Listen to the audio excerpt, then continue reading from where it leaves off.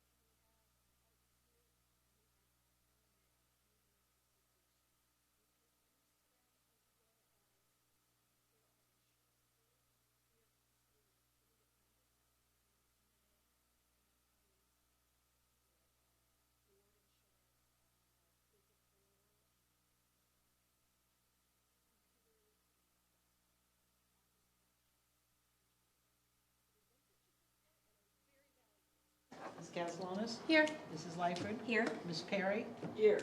Mrs. Shea? Here. Ms. Starr? Here. Mr. Hinton? Here. Mr. Vashon? Please join me in the pledge. I pledge allegiance to the flag of the United States of America and to the republic for which it stands, one nation, under God, indivisible, with liberty and justice for all. Are there any adjustments to the agenda? There are none. And Some of you may have on your agenda that Project Grace was going to make a contribution tonight. They're unable to do that, so if you have it on your agenda, just take it off. Oh, yes, one adjustment. Are there any public comments on the agenda items? Seeing none, we will close the public session. 6.0 new business, and what we're going to do this evening in order to move things along because of the lengthy workshop section is we're going to take a look at 6.1, 6.2, 6.3, and 6.4 in order to take them all at once. Move approval is printed. Second. Any questions on any of these? Okay. All in favor? Good, we have 6 plus 1, and I was absent. So, 1 absentee. And then 6.5, the mix and mingle waiver fee for the Wentworth cafeteria. And we do have a speaker here this evening. Do you have any questions? That's all I want to ask. So, Jane, we have a couple of new board members. Could Okay. you explain, just stand to the mic so folks can hear you and just explain a little bit about what a mix and mingle is? And Mix and Mingle is a Western square dance club that has been in existence on its own since 2009, but before that there were 3 clubs together that combined. So square dancing itself has decreased in popularity. You didn't even know it existed, right?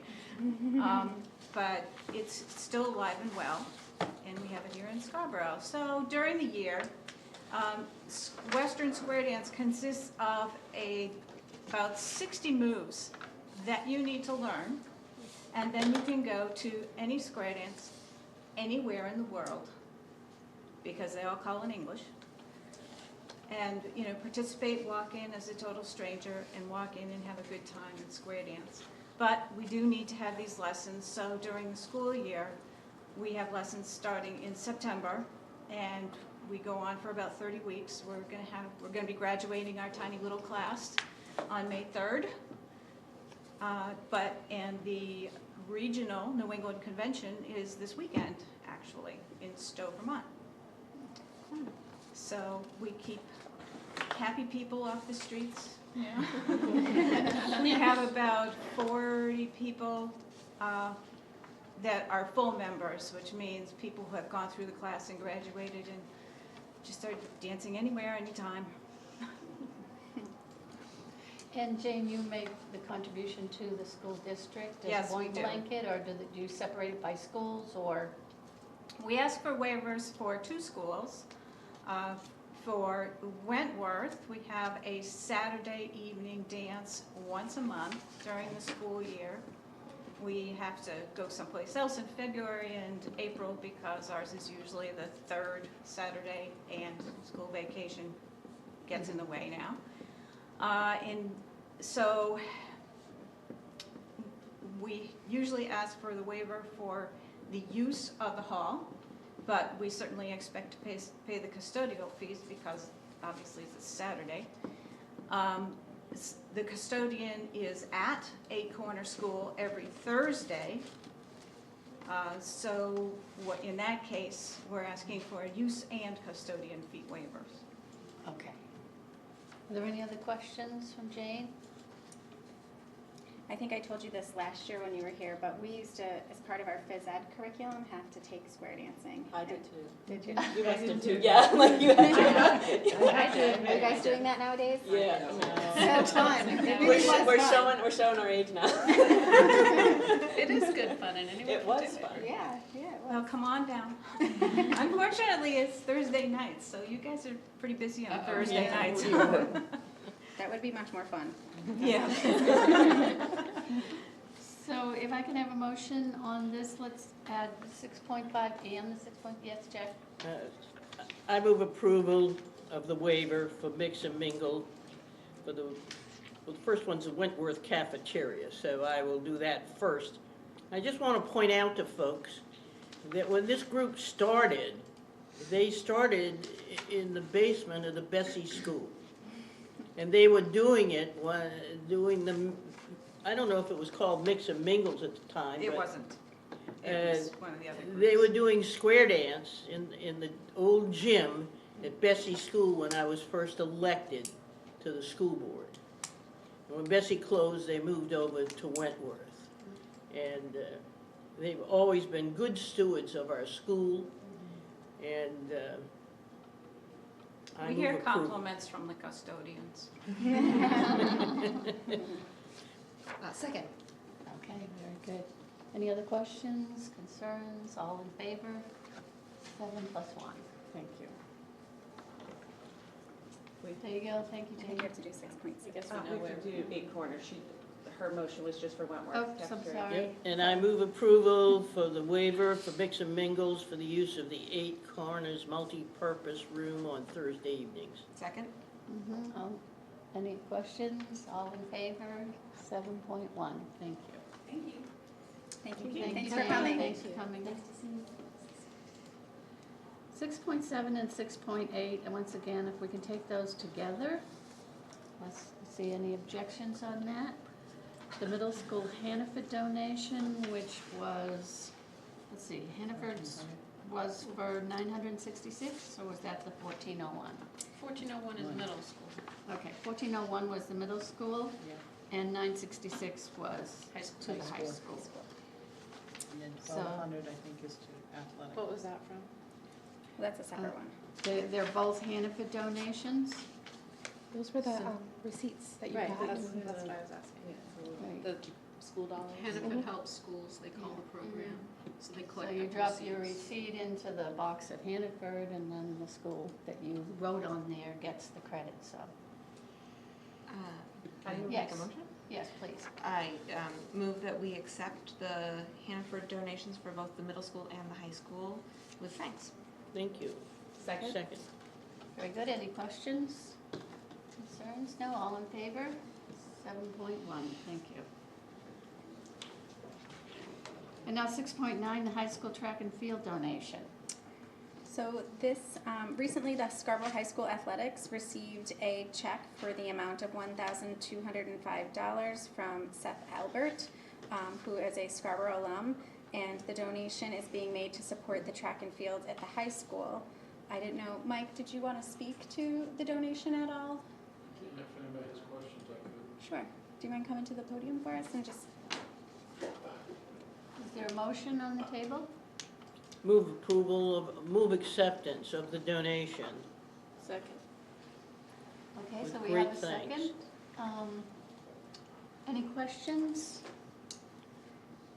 I do. So this is a really sizable chunk from a single person, Seth Albert. Yep. And I see it's going into athletics activities fund for future use. What kinds of things, into the track and field, what kinds of things would be purchased with $1,200? I'm guessing that he is also our pole vault coach for track, and so I'm guessing that it would probably be something for the track program. Those determinations haven't been made yet. It's for equipment. Equipment, okay. Yeah. All right. Can I also mention that Seth, I believe, is currently a Unum employee, Yeah, and they're doing a that gift will be match. matched, and Unum has a program where for public schools, or I guess for any school, they do a double match. And so, so it'll end up being, I don't know, $2,500. $2,500 more, yeah. Yeah, so Which is about a little over wonderful. 3,000, I think. wow. Really substantial, and as long as we keep sending people to Unum to work, we've had a lot of really generous Unum employees. Yeah. We have. Seth is a Scarborough grad, is that right? Yes. He's a Scarborough grad and came back and coaches for us now. Yep. Great. Super kid. Great. Adult. Any other questions? Okay, we had a motion, a second. All in favor of accepting this donation? Thanks, And it's Mike. 7 plus 1, thank you. Is that something we could reach out to Unum employees, like, just to, is there a way we can- We're currently working with the police department and the fire department on a Unum grant. So they're constantly, they have a big philanthropic department, and I believe they also have a person who's specific to supporting schools. Is it Cheryl? No, Carrie Carrie. Olson. Carrie Wilson. Yeah. Also, Bob Mitchell, who is a former school board person, has, over the years, made substantial contributions, and I still hit him up for the free Thanksgiving dinner, and because we have it at Wentworth, and he makes the check, his check out to Wentworth, and Unum makes the donation to the Wentworth School for the free Thanksgiving dinner. And Do you remember those donations have covered. how much? I can only tell, I can't remember the exact amount, but I can tell you it covers the cost of what we pay to the party shop for the linens, all the linens, and the dishes and the silverware. And they have given us a donation. They donate half for that activity also, the party shop. Okay. Very good.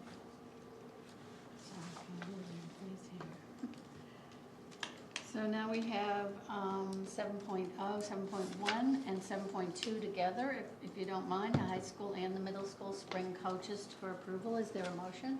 Move approval is printed. Second?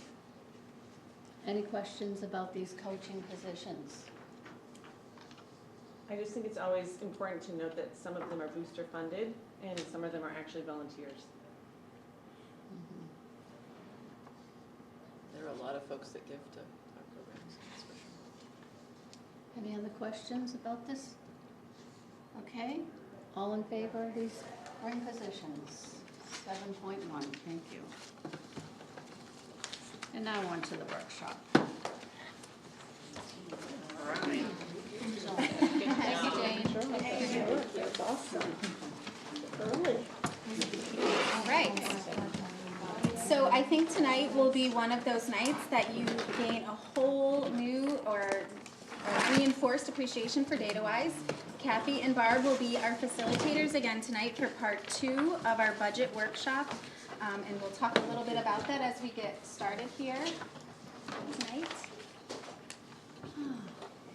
Okay, so just want to go over the norms. We have our table tents, the take an inquiry stance, and so that's really important that you guys ask questions. Ground statements and evidence, assume positive intentions, stick to protocol and hear all voices, start and end on time. We're going to really try that tonight, and be here now and enjoy the learning. One that we added. And the ACEs, the ACE Habits of Mind, will ground us in our work, shared commitment to action, assessment, and adjustment, intentional collaboration, and a relentless focus on evidence. Something to keep in mind as we work together. And then I wanted to, the hard copy of the agenda you have is just today's agenda, but Julie, could you go back and go to the link of the running agenda? So the title of the slide deck, oh, do you have to stand up? I think so. Okay. Go ahead. That's a link. That's a link to the agenda, and you'll see, Julie will scroll down, you'll see our agenda. Today's has been put to the top, and then if you scroll down, you'll see April 5th's agenda. Do we have, was that shared with us? I believe I so, didn't but see it in my drive. you know what I can do? It is posted on the budget portal, but, the new one's The new not, ones, though, right? not Okay. yet. But I'll share that right now. Okay. And as far as the agenda goes, I will always add notes as we speak, so you can go back and take a look at Yeah. the notes. So Julie is the facilitator, I'm the timekeeper today, and then Barb is taking the notes. So check-ins, does anybody have anything that they need to share so that they can stay focused on this meeting here? Typically, our check-ins are very short. Yeah. I'll tell you, I'm tired. Yeah, You got a lot of company. I think A we lot all of are, Jackie. Yes, 11:30 was a late night, but I do just have one comment. I just wanted to thank Donna and Jody and Carrie for their courage and their strength last night. I think that was probably one of the hardest public hearings that any of us have witnessed or participated in. And I'm amazed at how smart you are, how articulate you are, how passionate you are, and how you've been able to endure all of this complexity during this really tough time. So I'm really proud and honored to be the superintendent in Scarborough and know that we have amazing school board members like you. So thank you. Thank you. Okay, so now let's just go over the pluses and deltas from the previous meeting, remembering that deltas were things we would change in the future. The format and the agenda worked well, at least at the start. We were taking more time as we went on. People loved the budget book. It was clear, readable. Everyone kept on data-wise track, at least we tried, and there was a K-12 perspective at the table on the 5th. Some changes or deltas, add more time for each speaker and questions. Now that is one where when Barb and I worked on the agenda for today, we added 10 minutes for questions instead of 5, and we kept to the 10 minutes. And then we looked at our time and it was 10 o'clock and we're like, no, people are tired. We get along. And so Julie helped us to get down to 9:30, but I think we're gonna try to beat that too. 9 o'clock would be good. Yeah. And Joanne's one of the speakers for her department, so We're relying on you. we gave her 10 minutes for 3 sections, so. Joanne's from New York, she can talk fast. That's right. Yeah. And then for next year, really looking at having this workshop, not on the same day as the first reading, having it earlier, have shorter sessions spread out over time. It'll be interesting because tonight is a little bit more of a mini session. We can see how it feels and maybe do that next year for all of the departments. Having the materials ahead of time would have allowed everybody to digest it. Break presentations up by department or phase, and forward questions that come up to Kate or Julie. Okay, I'm good. So as we get into our work, you know we always like to start with our mission. Particularly, I find this important, an important reminder when we're talking about the budget. We want to be mindful of the bottom line while also thinking about how do we ensure that we stay true to our mission.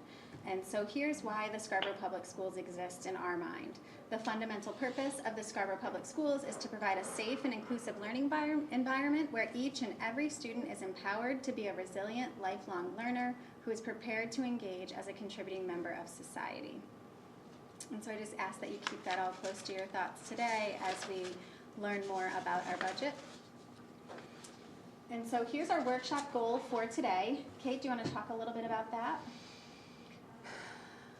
Well, I think that I'm visioning today as a continuation of Thursday the 5th, because our goal on that day, obviously we didn't quite make it, was to get through all the departments and have an opportunity to have a really deep dive.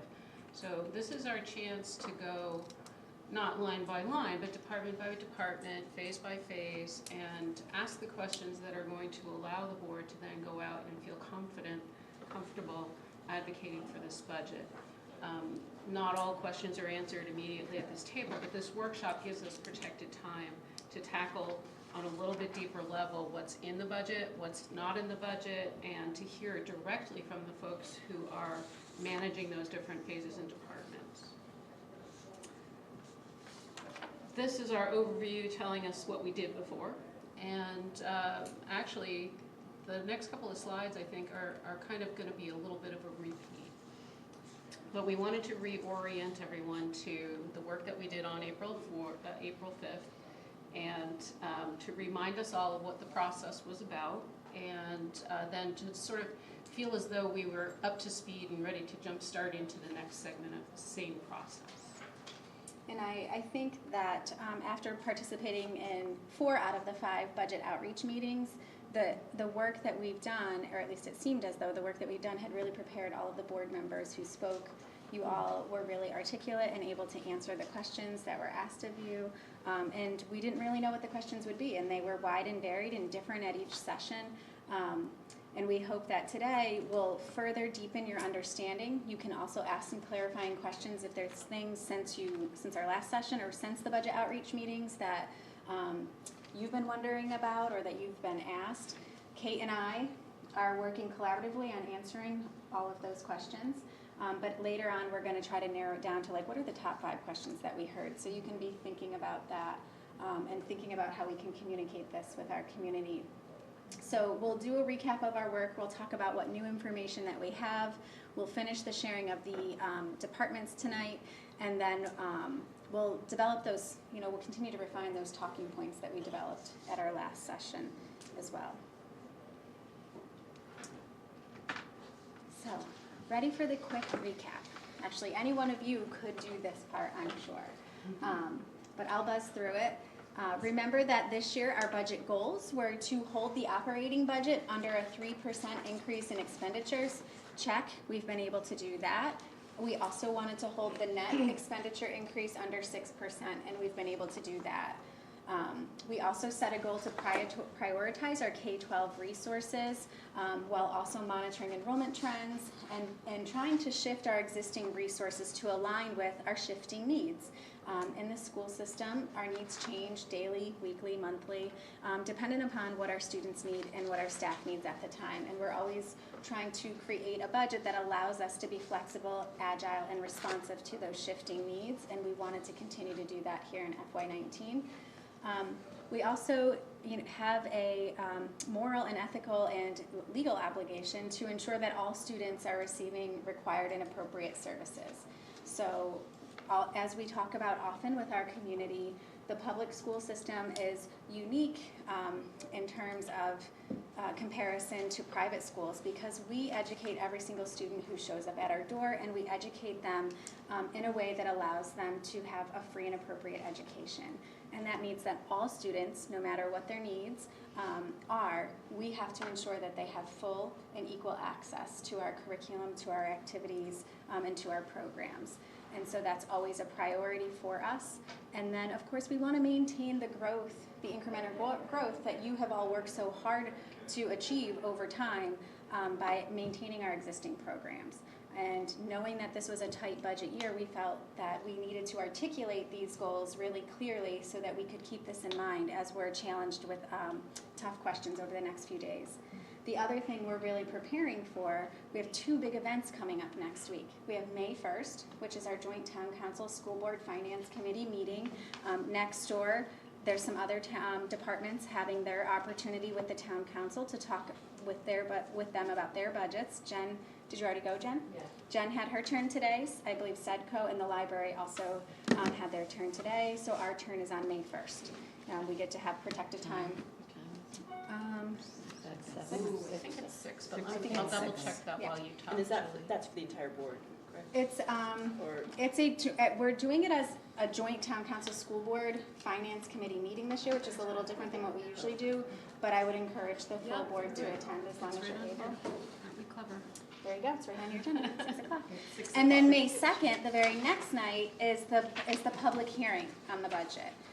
This is where we will learn if there are any refinements that need to be made. We might get some indication of that on May 1st from the council.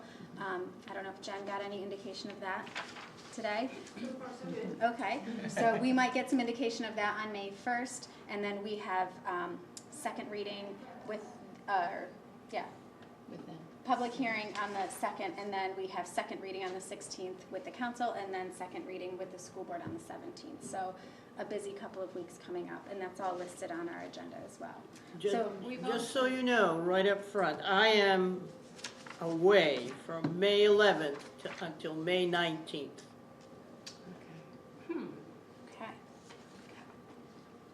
Jackie. Kate, were you gonna add something? I was gonna throw something in. I kind of wrangled the school board finance committee into committing to a quick finance committee meeting just before the public hearing on May 2nd.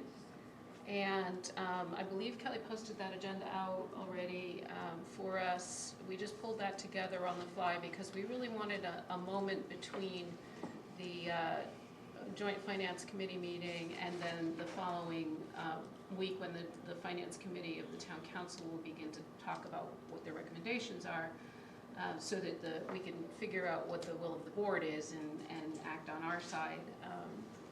And the timing has shifted a little bit because the school board meeting, which would typically have been on the 3rd of May, is now going to be on the 10th of May. So we've been juggling and adding and making people do extra things, and I appreciate that. What time is the finance meeting on May 2nd? Finance meeting on May 2nd will be at 6:15. Okay. And just before the public hearing. And at the moment, I believe we've got it scheduled to be upstairs in the superintendent's conference room because these rooms are both going to be in use right before the town council meeting. So every year as we develop the budget, we also have some challenges that we're aware of. This is year 2 of us being in minimum receiver status. We also knew that last year in planning FY18 that we would have a fund balance gap to fill.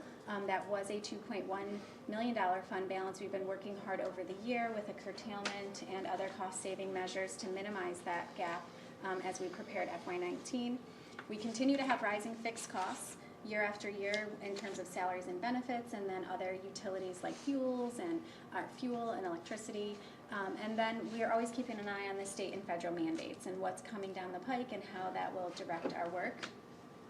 And just today we were engaging in some ESSA work, which is the federal mandate that replaces No Child Left Behind.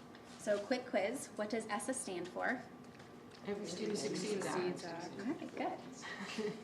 What What does PBE stand for? Never heard of it. And CDS? Child Development Services. And CNA. And so what is CNA, Joanne? Joanne. Joanne learned a new one today. Needs assessment. Yes. Not a nurse? All this time she thought it was the certified She nurse thought it assistant. was for a little while. She thought it was, and then she came to the meeting and realized it was all about data. Too many acronyms in our business. So here's the big overview of our current proposed budget. And if you take a look here, this is that under 3% increase in expenditures we talked about. Here's where we look at the tax request under 6% at 5.89%. I'm just going to kind of zip through. If you have questions, just stop me. We talked about the budget development decisions. This has also been part of our one-pager. Again, remember our goal this year was to simplify language, make it more readable and digestible, more jargon-free, while also trying to take a positive light on where we are, even in the midst of a challenging budget year. So here's our investments for the year and the reductions that we've made. We also have highlighted what this budget allows us to do. We wanted to give people a reason to come out and vote for the budget, kind of switching the narrative instead of focusing on what we're taking away from the budget. We developed a bare bones budget from the gate, going as minimum as we could, and still feel like we were being professionally responsible and providing the type of program that our students need, but also wanting people to say like, oh, that's something I've been looking forward to. And then we've made the list of what's not in this budget. This is how we're categorizing these as unmet needs, in the hopes that people would be saying, oh, I want that thing in the budget. I've really been wanting to have someone at the transportation office when I call in the afternoons. Let's add that back in. I don't know that this will be the year for that, but that's the shift that we're trying to make, is coming out as bare bones with our essential budget, and then talking about what could we add to it or what do we need to take away as we understand the fiscal reality in town.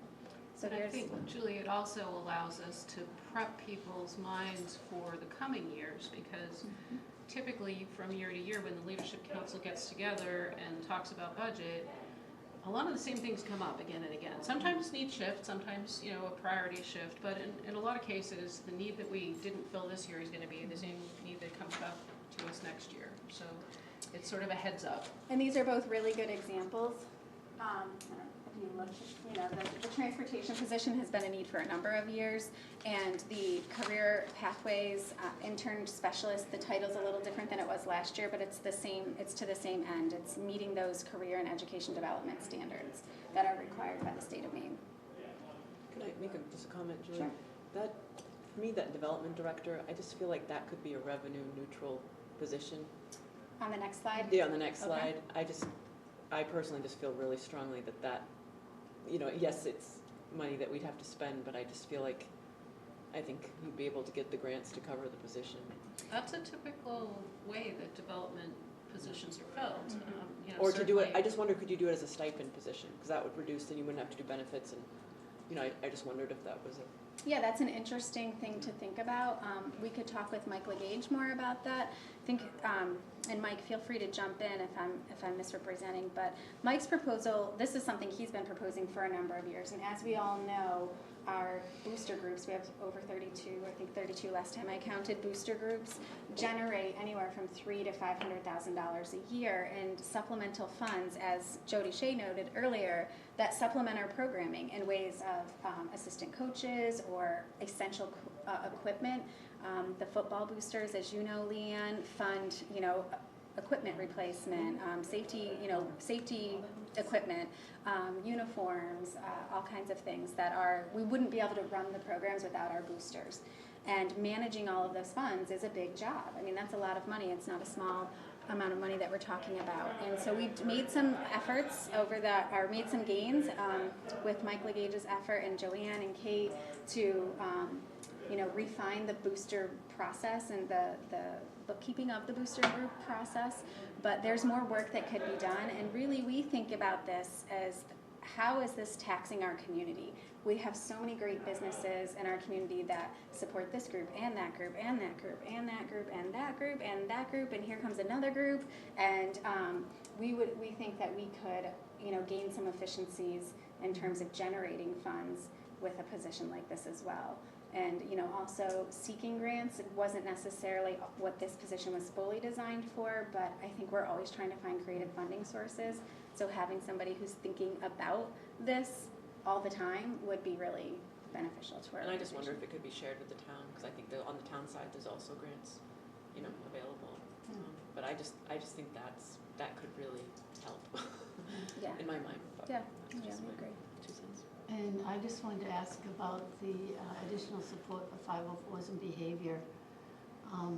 There's no amount there. Are you thinking of an ed tech here? I mean, that particular one strikes a note with me because it's really significant to not have that extra help for those kinds of issues right there. Mm-hmm. And so, do you have a dollar amount on that, and what are we gonna do for those situations that are sitting in those classrooms every day without that how are we gonna cover that? How does that end up getting covered? So we're thinking really hard about that too, and we didn't price it out here just knowing that it wasn't going to be something that we could ask for this year, but we wanted to put the ask on the table so people are starting to think about it. And could it be an ed tech? The answer to that is simply no. This has to be someone who either has an administrative license or is pursuing an administrative license so that they could oversee these types of things. And so the challenge that we have at Wentworth and at the middle school is that these schools are large schools. We have over 700, I think 715 or 17 kids at the middle school and close to 700 at Wentworth. And so it's really too big of a student population for 2 administrators, but it's not really large enough to justify a 3rd administrator like we have at the high school. And so right now, what happens at the middle school, at the high school right now, Mike Legage, the athletic director, covers some 504s along with one of the other assistant principals covers a lot of the 504s.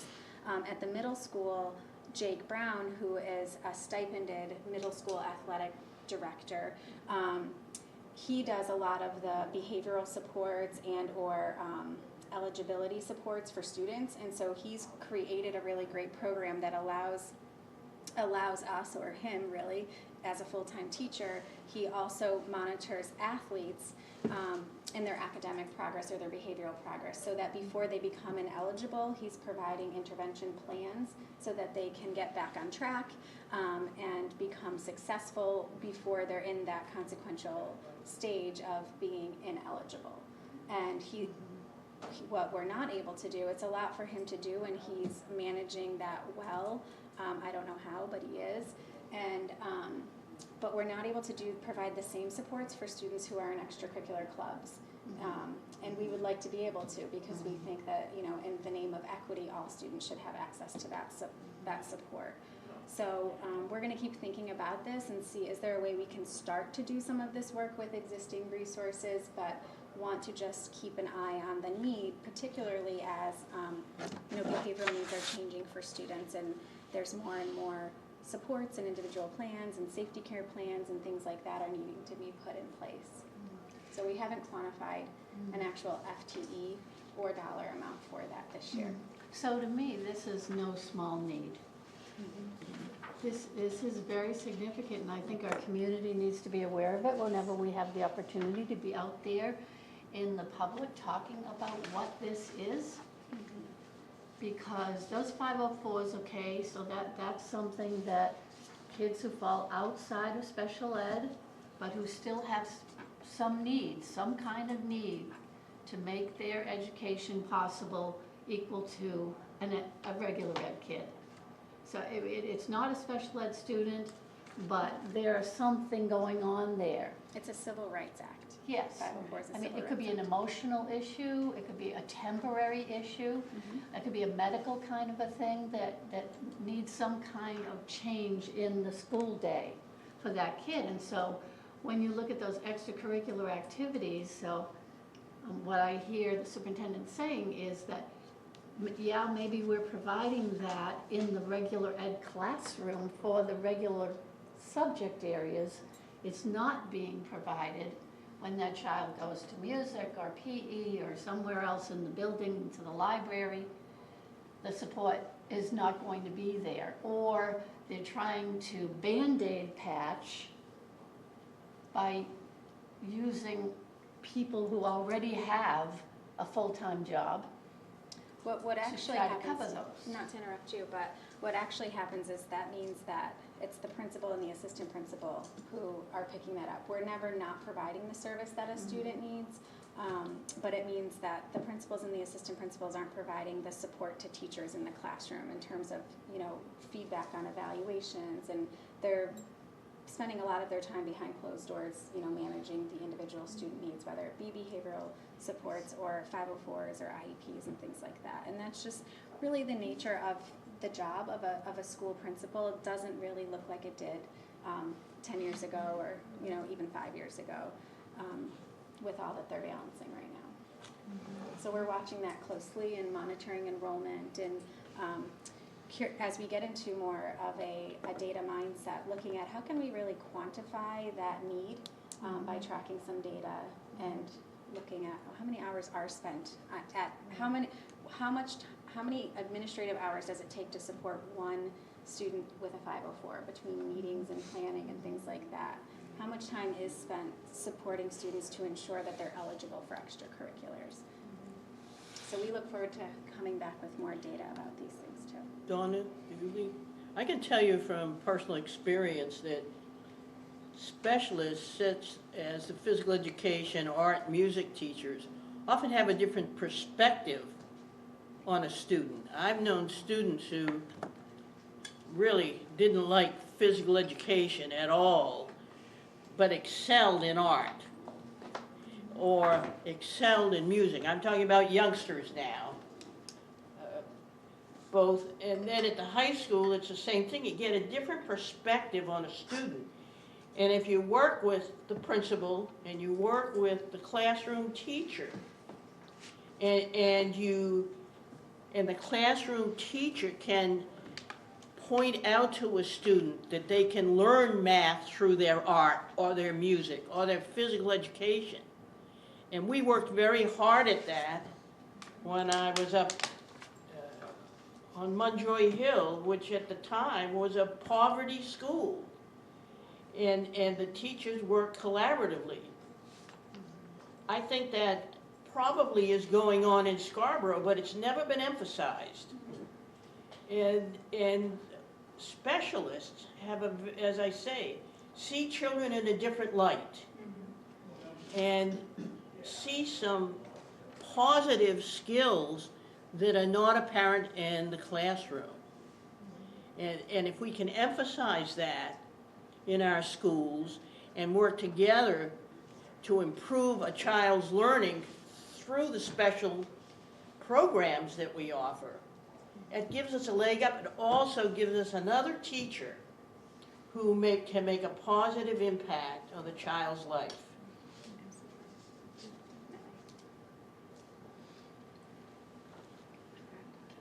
Okay, so this slide may look familiar to you because we saw this one on April 5th.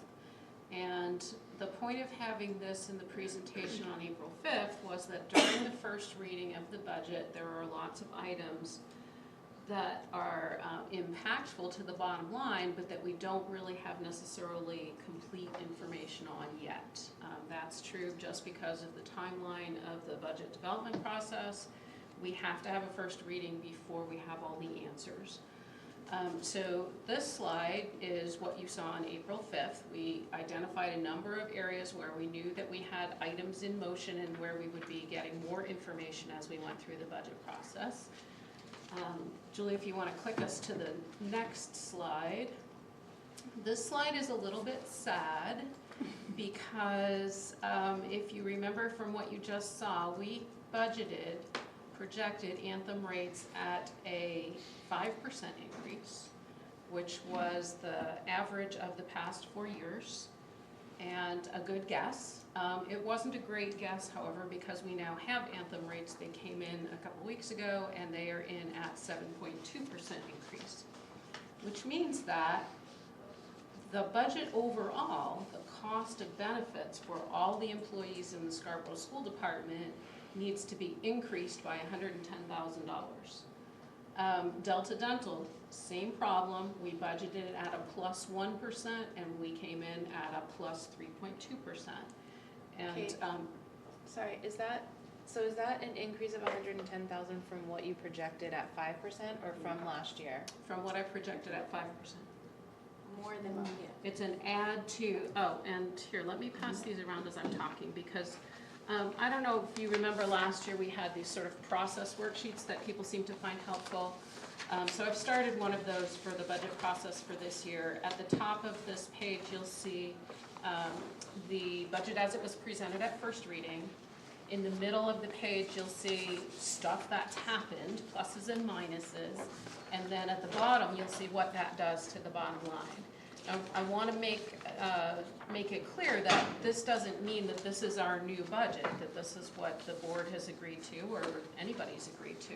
All this represents is things that we've learned since we had the first reading and changes that we need to take into account before the second reading and figure out what we need to do about those.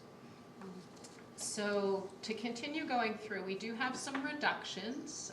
They're not as great as Anthem. Anthem is one of our biggest costs, but we were able to reduce our projection for workers' comp premiums by about $34,000. We also found, I didn't find it, but some of our, my colleagues and some of our citizens found a really ugly mistake in one of my calculations. There were 5 benefit lines that pulled an extra column in and double counted something. So I was actually delighted to find out that there was a $32,000 mistake. Obviously I needed a proofreader, but I'm grateful for the mistake. We would have caught it on the second round, but we'll take it now. We're happy to take it. Change in retirement projections is